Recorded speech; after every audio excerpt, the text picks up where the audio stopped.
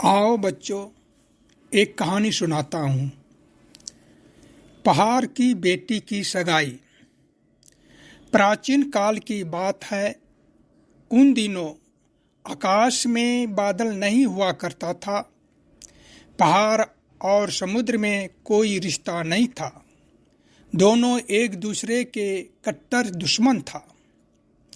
किंतु इन दोनों की शत्रुता के बीच वन प्राणी की जीना हराम हो गया था। ये लोग ईश्वर से प्रार्थना करते थे कि कब वो दिन आए जब हम लोग शांतिमय जीवन व्यतीत करें। कहावत तो सुना होगा बच्चों, दो सांड की लड़ाई में घास की नतीजा। यही हाल वन प्राणी का हो जाया करता था। जब समुद्र पहाड़ की लड़ाई शुरू होती थी तो समुद्र अपना गुस्सा का प्रभाव बाढ़ से उतारता था, तो उधर पहाड़ आंधी तूफान झक्कर से उतारता था। लेकिन इस आक्रोश की लड़ाई में दोनों किसी का कुछ बिगाड़ नहीं सकता था। शांत होकर फिर दोनों अपने अपने स्थान पर आ जाया करता था। किंतु इसमें वन प्राणी मारा जाता था। यह सिलसिला कालांतर तक चलता रहा। जब इन दोनों की लड़ाई शुरू होती थी तो वन प्राणी त्राही त्राही करने लगता था। इनकी हालत देखकर ब्रह्मा जी भी तरस जाते थे। वन प्राणी की त्राही त्राही की पुकार से ब्रह्मा जी का शासन हिल उठता था। यह हालत देखकर ब्रह्मा जी परेशान हो जाते थे। अतः उन्होंने अपनी परेशानी तथा वन प्राणियों को इन संकट से उबारने के लिए एक उपाय सोचा।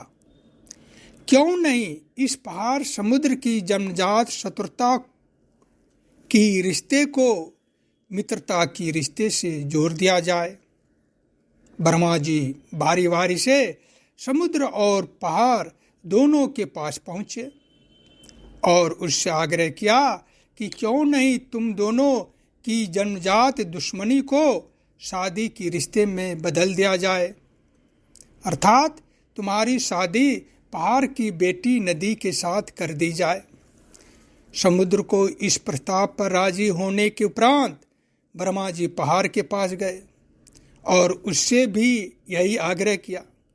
राजी होने के उपरांत बड़े ही धूमधाम से शादी कर दी गई और पहाड़ की बेटी नदी वन कंदराओं के रास्ते से गुजरते हुए अपनी ससुराल चल दी। रास्ते में स्नेहवश वन प्राणी रोकना चाहा, किंतु इस शर्त पर नदी को समुद्र ससुराल जाने को मिली कि वह 12 मास वन प्राणी के बीच नदी की धारा बनकर बहती रहेगी और देश विदेश प्रदेश को अपनी पानी से हरा भरा करती रहेगी। कुछ दिन उपरांत नदी समुद्र की मिलन से पुत्र रूपी बादल जन्म लिया और वह बादल पहाड़ समुद्र दोनों के बीच प्यार का रिश्ता बन गया। आकाश दादाजी को इतना प्यारा लगा कि वह समुद्र से बादल को गोद ले लिया। समुद्र उन्हें इस शर्त पर गोद दिया कि बादल जाड़ा गर्मी महीना में समुद्र के पास अपने घर में रहेगा, बाकी दिन आकाश दादाजी के पास रहेगा। इसलिए तभी से बादल आकाश में दिखने लगा और बरसकर पहाड़ समुद्र और वन प्राणी तीनों का आंख का तारा बन गया। सूरज मामा उस पर इतना मोहित हो गया कि उसे अपनी रोशनी रूपी पोशाक पहनाकर और प्यारा बना दिया। हवा चाचा तो उसका छोटा बड़ा एवं अनचाहा रूप देखकर आनंद लेने लगा। सावन भादों में बादल पहाड़ ननिहाल में जाकर दुलार पाकर नटखट करते हुए मैदानी भाग में जाकर बरसना शुरू कर दिया और तभी से पहाड़ नाना का दुलार नटखट नाती मैदान भागों में आषाढ़ सावन भादो यह 3 महीना मैदानी भागों में जाकर बरसना शुरू करने लगा।